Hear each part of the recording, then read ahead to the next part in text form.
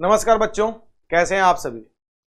आज हम प्री 2024 के नज़रिए से आपके लिए एक और टॉपिक लेकर आए हैं जो बहुत महत्वपूर्ण माना जाता है और वो है स्थलाकृतियाँ, जिसमें सबसे पहले हम देखेंगे नदियों के द्वारा बनाई गई स्थलाकृतियाँ। तो अगर हम नदी की बात करें तो बात उठती है कि नदी है क्या। तो नदियों के बारे में बोला जाता है यह एक पानी का वह स्रोत है जो अपने एक निश्चित स्रोत से निकलती हैं और ढलान गुरुत्वाकर्षण के प्रभाव में होते हुए ढलान के जरिए बहती हुई ये बड़े वाटर बॉडी यानी कि बड़े पानी के भाग में मिल जाती हैं, या तो किसी बड़े नदी में मिल जाती हैं या फिर महासागर या सागर में जाकर गिर जाती है। वहीं यह एक 3 डायमेंशनल फीचर होता है यानी कि 3D होती है, जिसकी चौड़ाई, गहराई और लंबाई होती है। तो जब ये पहाड़ों से निकल रही है, पर्वतों से, तो इसकी गति ज्यादा होती है। तो जाहिर सी बात है ये केवल अपर्दन का कार्य करेगी, जमाव का कार्य नहीं करेगी। लेकिन जब इसकी स्पीड घट जाएगी तो जाहिर सी बात है अपर्दन नहीं हो सकता है, तो डिपोजिशन होगा यानी जमाव होगा। और नदियों के उद्गम से लेकर सागर में मिलने तक अगर हम नदी के पूरे जीवन चक्र को विभाजित करें तो यह 3 भागों में विभाजित कर दिया जाता है। पहला होता है हमारा बाल अवस्था, दूसरा होता है हमारा युवा अवस्था जिसे प्रौढ़ावस्था भी बोलते हैं, और तीसरा होता है वृद्धा अवस्था यानी old stage, childhood stage, mature stage and old stage. तो बात उठती है कि हमने इसे इंसानों के जीवन क्रम से क्यों कंपेयर किया है। तो जैसा इंसान अपने उम्र की इन 3 अवस्थाओं में होता है वैसी नदियां होती है। जैसे इंसान बाल अवस्था में कभी भी शांत चित्त नहीं बैठता, हमेशा दौड़ता भागता रहता है और केवल तोड़ फोड़ ही मचाता है, कभी भी संरचनात्मक कार्य नहीं करता, कंस्ट्रक्शन का काम यह नहीं करता। ठीक उसी तरीके से नदी जब पहाड़ों से निकलती है तो ढलान अधिक होने के कारण, अधिक वेग होने की वजह से केवल अपर्दन का ही कार्य करती है, कभी भी जमाव का कार्य नहीं करती, संरचनात्मक कार्य नहीं करती। वहीं जैसे ही नदी अपने युवा अवस्था में पहुंचती है यानी कि पर्वतों से नीचे मैदानी भाग में पहुंचती है, ढलान कम होने के कारण अचानक से नदी के पानी की गति कम हो जाती है और ये लाए गए अपर्दित किए गए अवसादों को जमा करना शुरू करती है, क्योंकि यह उन्हें लेकर चलने में असक्षम होती है, असमर्थ होती है, जिसके कारण ये जमाव वाली स्थलाकृतियां ज्यादा बनाती है। जैसे इंसान युवा अवस्था या प्रौढ़ावस्था में एक धीर गंभीर इंसान बन जाता है और तोड़ फोड़ के कार्य कम करता है और संरचनात्मक कार्य ज्यादा करता है। और वृद्धावस्था में इंसान क्योंकि बहुत ही सुलझ जाता है, सुलझा हुआ होता है, तो संरचनात्मक कार्य ही केवल करता है। ठीक उसी प्रकार नदी जब वृद्धावस्था में पहुंचती है तो ढलान बहुत कम होने के कारण ये केवल जमाव का ही कार्य करती है, गति बहुत कम हो जाती है और सबसे अहम बात यहां पे विभाजित नदियां पाई जाती है। वहीं दूसरी तरफ अगर हम युवा अवस्था की बात करें तो नदी की सहायक नदियां यानी वो छोटी छोटी धाराएं जो मुख्य धारा में मिलने के बाद उनका अस्तित्व खत्म हो जाता है। जैसे यमुना नदी प्रयागराज में गंगा से मिलती है, यानी उसके पश्चात यमुना का अस्तित्व खत्म। तो यमुना जब अपना पानी देगी तो जाहिर सी बात है अवसाद भी देगी, और जिससे कि गंगा का जो वॉल्यूम है वो भी बढ़ जाएगा, पानी की मात्रा बढ़ जाएगी, अवसादों की मात्रा बढ़ जाएगी, तो वो जमाव का कार्य करेगी। तो इस तरीके से नदियों को हमने अलग अलग स्टेजेस में बांटा है। और अगर हम इन स्टेजेस की बात करें तो किस स्टेज में कौन सा फीचर बनेगा, तो जाहिर सी बात है पहले स्टेज में इरोजनल यानी अपर्दन से संबंधित स्थलाकृतियां बनेंगी। उसके बाद युवा अवस्था में अपर्दन और जमाव से दोनों बनेंगी, और वृद्धावस्था में केवल जमाव से ही स्थलाकृतियां बनेंगी। जिसमें सबसे पहले अगर हम बात करें तो नदी के पहली अवस्था में जिस स्थलाकृति का निर्माण होता है वो है भी आकार की घाटी। नदी जब पर्वतों से उतरती है तो इसे बेस लेवल अचीव करना होता है यानी कि प्लेन एरिया, और इसके लिए नदी ऊर्ध्वाधर कटाव ज्यादा करती है यानी कि वर्टिकल इरोजन, और तली को ज्यादा इरोड करती है in comparison to lateral erosion यानी कि अपने किनारों को, जिसके कारण जो घाटी का आकार होता है वो अगर आप गौर करो तो ये भी आकार का दिखता है दूर से देखने से। वहीं दूसरी तरफ अगर हम इसके ढलान की बात करें तो ढलान बहुत कम होता है या तीव्र नहीं होता, लेकिन अगर भी आकार की घाटी बनने के पश्चात नदी ने बेस लेवल अचीव नहीं किया है और अभी भी उत्थान का कार्य चल रहा है। भी आकार की घाटी का सबसे अहम बात है कि यहां उत्थान की जो प्रक्रिया है वो थोड़ी सी धीरे होगी और अपर्दन का कार्य ज्यादा तेजी से होगा। मतलब पर्वत निर्माण का कार्य धीरे चलेगा और अपर्दन का कार्य, कटाई का कार्य तेजी से चलेगा, तो घाटी गहरी होती चली जाएगी। और अगर भी आकार की घाटी बनाने के पश्चात नदी ने बेस लेवल अचीव कर लिया तब तो ठीक है, लेकिन अगर वो बेस लेवल अचीव नहीं कर पाती है तो नदी फर्दर कटाई करना शुरू करेगी और फिर वो गॉर्ज का निर्माण करेगी, जिसमें जो अब ढाल होगी वो बहुत ही तीव्र होगी और यह ढाल एक सीधी दीवार की तरह नजर आएगी, यानी कि स्टैंडिंग वॉल। जैसे अगर हम सतलज और सिंधु नदी की बात करें तो ये ट्रांस हिमालय नदियां बोली जाती है, क्योंकि हिमालय के पीछे से इनका उद्गम है, मानसरोवर और राकसताल। तो हिमालय को जब ये काटकर आती हैं तो हम जानते हैं हिमालय 3 श्रेणियों में बटा हुआ है, बृहद हिमालय, मध्य हिमालय और बाहरी हिमालय। तो बृहद हिमालय की सबसे अधिक ऊंचाई होने के कारण जो वहां पे कटाव होगा वो बहुत गहरा होगा, जिसके कारण वो अपनी घाटी को काटेंगी और गॉर्ज का निर्माण होगा। जैसे सतलज गॉर्ज, इंडस गॉर्ज यानी कि सिंधु नदी गॉर्ज, और इसका निर्माण होता है। वहीं तीसरी एक स्थलाकृति है और वो है कैनियन। कैनियन मुख्यतः ये अर्ध शुष्क क्षेत्रों में पाया जाता है, जहां शुष्कता के कारण होता क्या है कि मिट्टी बहुत ढीली हो जाती है और नदी स्टेयर के सीढ़ी नुमा काटती हुई नीचे की तरफ पहुंच जाती है, जैसा कि आप इस इमेज के अंदर देख रहे हो, और ये कैनियन का निर्माण करती है। जैसे कि अगर हम बहुत प्रसिद्ध कैनियन की बात करें तो कोलोराडो नदी के द्वारा कोलोराडो पठार में उत्तरी अमेरिका के अंदर ग्रैंड कैनियन का निर्माण किया जाता है। तो इस प्रकार से तो ये 3 प्रमुख स्थलाकृतियां जो ऊपर वाले भाग में बनी, लेकिन वहीं नदी जब कुछ दूर आगे बढ़ती है तो नदी का पानी ऊंचाई से गिरता है, जिसे हम जलप्रपात यानी कि वाटरफॉल का नाम देते हैं। और वहीं वाटरफॉल की बात की जाए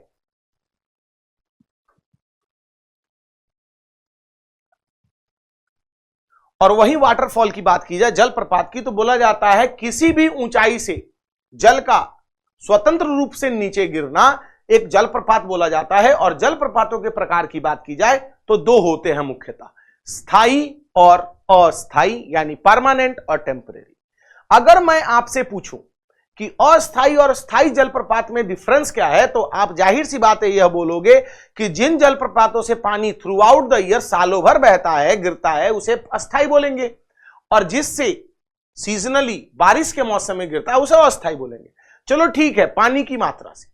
लेकिन अगर हम टेक्निकल तौर पे बात करें तो स्थायी और अस्थायी में बस इतना अंतर होता है कि जलप्रपात जब झरनों से पानी गिरेगा तो वहां पे अपर्दन का कार्य भी होता है और आगे वाला भाग अपरतित होता है, यानी जलप्रपात पीछे की तरफ घसकेगा। और जब कोई एक व्यक्ति अपने ही जीवन काल में अगर जलप्रपात का घटता हुआ क्रम नोटिस नहीं करता है, जबकि वह पीढ़ी दर पीढ़ी नोटिस किया जाता है, तो उसे स्थायी बोलते हैं। और वहीं दूसरी तरफ अगर कोई व्यक्ति जलप्रपात का घटता हुआ क्रम अपने ही जीवन काल में अगर उसे देखता है तो उसे हम बोलते हैं अस्थायी जलप्रपात। कैसे? तो इसमें जो शैल्य होती हैं यानी कि चट्टानें होती हैं, इनका अलाइनमेंट सबसे मायने रखता है। जैसे गौर कीजिए, परमानेंट में क्या हो रहा है कि यहां हार्ड रॉक और सॉफ्ट रॉक, सख्त चट्टानें और नर्म चट्टानें, ये दोनों अलग अलग यानी कि वर्टिकली ऊर्ध्वाधर रूप से लगी हुई। तो इसमें जो बाहर वाली सख्त चट्टानें हैं, ठोस चट्टानें, इनका अपर्दन लेट से होगा, तो इसका जो घटता क्रम है वो पीढ़ी दर पीढ़ी नोटिस किया जाएगा। जैसे आपको डायरी मिली अपने दादाजी की, पापा की और आपकी, तो पापा की और दादाजी की डायरी में यह लिखा हुआ था कि जलप्रपात जाने के समय, झरने पे जाने के समय उन्हें झरने से 100 मीटर दूर गाड़ी खड़ी करके जाना पड़ता था। दोनों ने लिखा। लेकिन जब आप गए अपने दोस्तों के साथ तो क्या देखा कि केवल आपको 95 मीटर ही चलना पड़ा, यानी कुछ वर्षों में 100-150 सालों में जलप्रपात आगे की तरफ से घिस गया है और यह 5 मीटर पीछे हो गया है, यानी इसका घटता क्रम आपने नोटिस किया, तो इसे बोलेंगे परमानेंट वाटरफॉल। और जो नीचे पूल बनता है, नीचे कुंड बनता है, उसे हम जल कुंड या वाटर पूल और प्लंज के नाम से जानते हैं। वहीं अगर हम टेम्परेरी की बात करें, अस्थाई की, तो अस्थाई में जो ठोस और नर्म चट्टानों की लेयरिंग होती है ये हॉरिजॉन्टल होती है, क्षैतिज, और सबसे नीचे नर्म चट्टान होती है जिसकी कटाई तेजी से होती है। तो क्या होगा कि जब पानी ऊपर से गिरेगा तो नीचे वाली नर्म चट्टानों का कटाव हो जाएगा, यानी बेस हट जाएगा। बेस हटने से ऊपर का जो कॉलम है ये गिर जाएगा, फिर उसके बाद आगे की तरफ गिर जाएगा। यानी आप जब आज से 3-4 साल पहले गए थे तो आपको 100 मीटर चलना पड़ा था, और इस साल गए हैं तो आपको 95 मीटर ही चलना पड़ा है, यानी जलप्रपात 5 मीटर पीछे घसक गया। अब बात यह उठती है कि सर अगर हम पहली बार जाएं किसी झरने के पास, वाटरफॉल के पास, तो हमें कैसे पता चलेगा? हमें तो ना डायरी मिल रही है और ना हम पहले गए थे। तो देखो इसका बहुत सिंपल सा फंडा है। जो हार्ड रॉक होंगी, जो ठोस चट्टानें होंगी, वो टूटेंगी नहीं, वो घिसेंगी। तो घिसने के कारण जो जल कुंड होगा इसके पास छोटे छोटे पत्थर मिलेंगे, आपको छोटी छोटी शिलाएं मिलेंगी, और जो जल कुंड होगा वो साफ होगा। लेकिन वहीं अगर हम टेम्पररी की बात करें तो जब ऊपर वाला कॉलम गिरेगा तो बड़ी बड़ी चट्टानें आपको जल कुंड के पास मिलेंगी, जल कुंड के अंदर मिलेंगी। जैसे अगर आप यहां देख रहे हो तो ये टेम्पररी वाटरफॉल है, तो यहां नीचे में बड़ी बड़ी चट्टानें आपको मिल रही है, यानी ऊपर से जब चट्टान गिरी तब तो टूट के अलग हुई। तो आप प्राइमा फेसी इस तरीके से पता कर सकते हो कि ये टेम्परेरी है या फिर परमानेंट वाटरफॉल। अब वाटरफॉल से उतरने के बाद नदी थोड़ी और आगे चली और ढलानों पे पहुंचेगी, जहां सख्त चट्टानें और नर्म चट्टानों का एक अलग पैटर्न मिलेगा, जिसे हम रैपिड्स के नाम से जानते हैं। और रैपिड्स में कुछ नहीं होता, नर्म चट्टानों के अंदर सख्त चट्टानें ऑब्लिकली प्लेस्ड होती हैं, और सबसे अहम बात, पानी ढलानों पर जब उछलता हुआ सा नजर आए तो उसे हम रैपिड्स बोलते हैं। जान पहचान की भाषा में बोलूं तो रिवर रैफ्टिंग। नर्म चट्टानें जल्दी अपरदित हो गई जैसा आप देख रहे हो, और जो ठोस चट्टानें हैं वो ऊपर की तरफ निकली रह गई। तो जब पानी उतरेगी ढलानों से तो वो उछलती हुई सी नजर आएगी, जिसे हम रैपिड्स का नाम देते हैं। फिर उसके पश्चात जब नदी पहुंचेगी अपने फुटहिल्स में, यानी पर्वतों की तली में, तो नदी उतरते ही सबसे पहले अपने साथ लाए बड़े चट्टानों को डिपॉजिट करेगी, और फिर उसके बाद यह करेगी छोटे पेबल्स को, तो बनेगा भाभर और तराई बेल्ट। भाभर और तराई बेल्ट की अगर हम बात करें बच्चों, तो भाभर और तराई बेल्ट में अगर आप देखो तो जब नदी उतर रही है तो ये अपने साथ बड़े बोल्डर्स भी लेकर चल रही है और साथ में छोटे बोल्डर्स भी लेकर चल रही है, या छोटे पत्थर।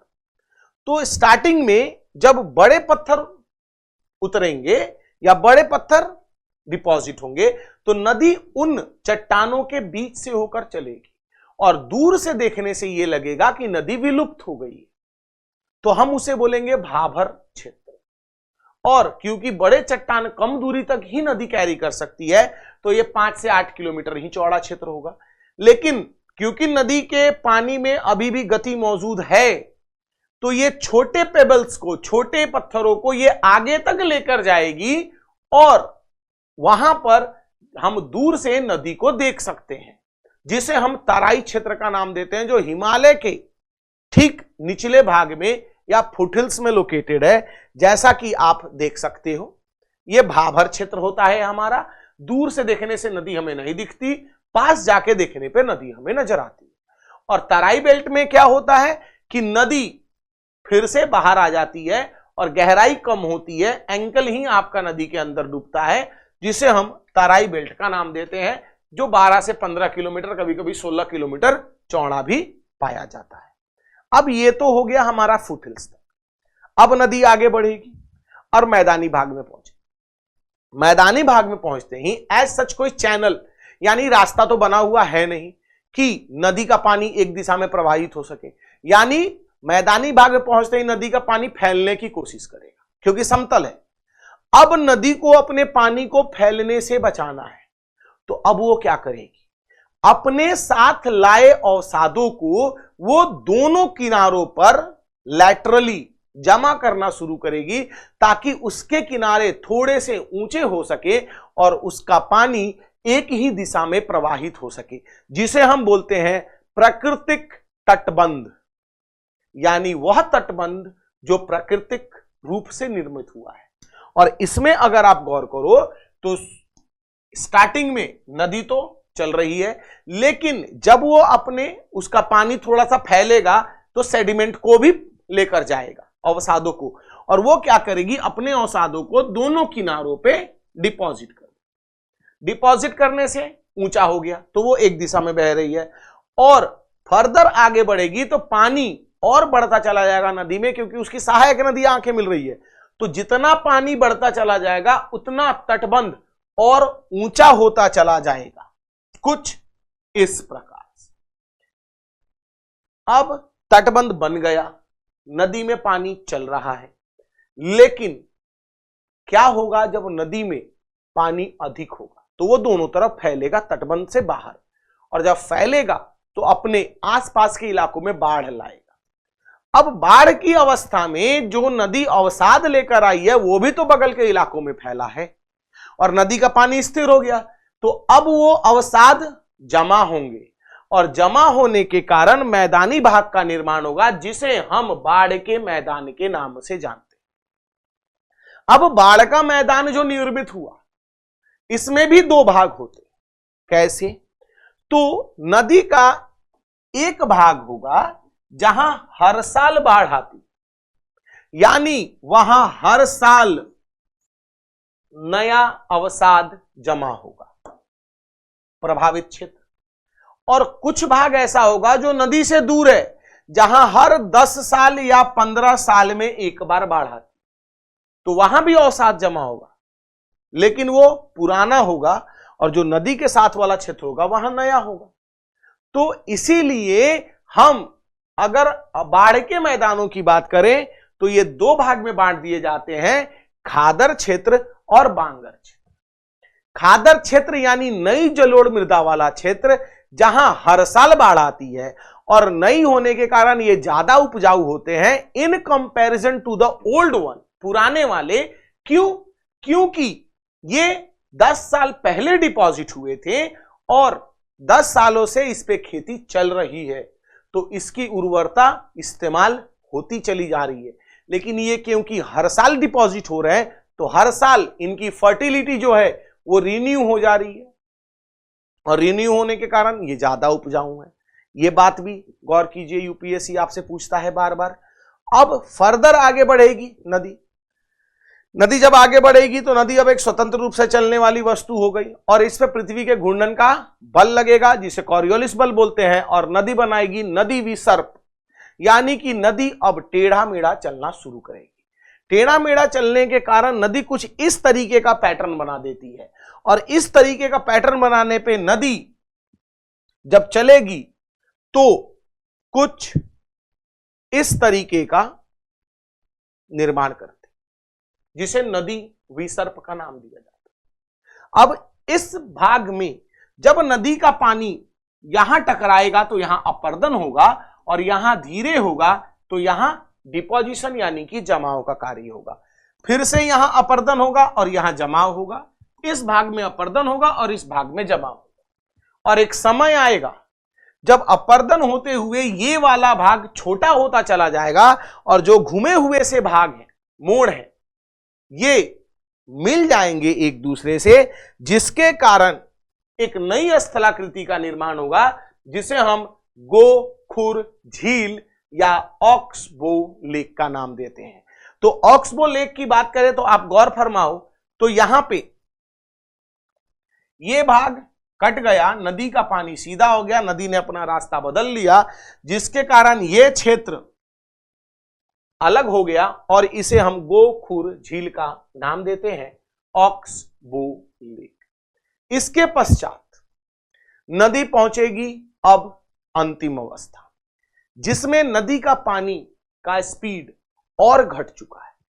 अब नदी जमाव करेगी और जमाव करने में या तो डेल्टा का निर्माण करेगी या फिर एस्चुरी का निर्माण करेगी। अब बात यह उठती है कि डेल्टा और एस्चुरी में फर्क क्या है, और क्या हर नदी डेल्टा और एस्चुरी का निर्माण करेगी? तो नहीं, जो नदी डेल्टा का निर्माण करेगी वो एस्चुरी का नहीं कर सकती, और जो एस्चुरी का करेगी वो डेल्टा का नहीं कर सकती, क्योंकि डेल्टा बनाने वाली नदियां अपने जीवन काल के तीनों अवस्थाओं से होकर गुजरती है, बाल अवस्था, प्रौढ़ावस्था और वृद्धावस्था।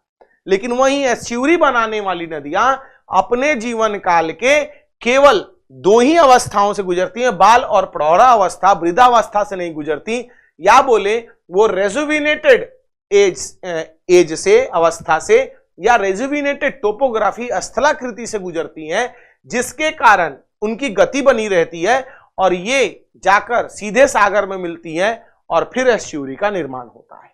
वो कैसे होता है आइए देखते हैं। यहां आपने एग्जाम्पल लिया है दो का, लैंड और सी। जो नदियां तीनों अवस्थाओं से गुजरेंगी वो अंतिम अवस्था में आकर अपने साथ लाए अवसाद का जमाव जमीन पे करेंगी और केवल पानी जाकर सागर में गिरेगा, जिसके कारण डेल्टा का निर्माण होगा।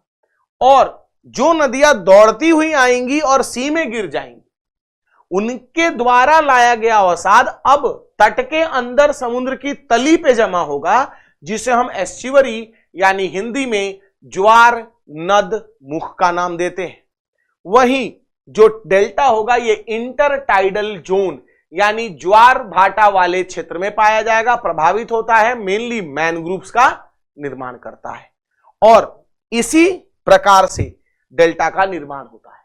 वहीं अगर हम बात करें तो हमने पढ़ा है त्रिभुजाकार आकार डेल्टा का होता है, लेकिन मुख्य रूप से तीन होता है, और वो है बर्ड फुट डेल्टा, चिड़िया का पंजेकार डेल्टा, आर्कुएट यानी अर्धचंद्राकार, और कस्पेट यानी कि दंताकार डेल्टा।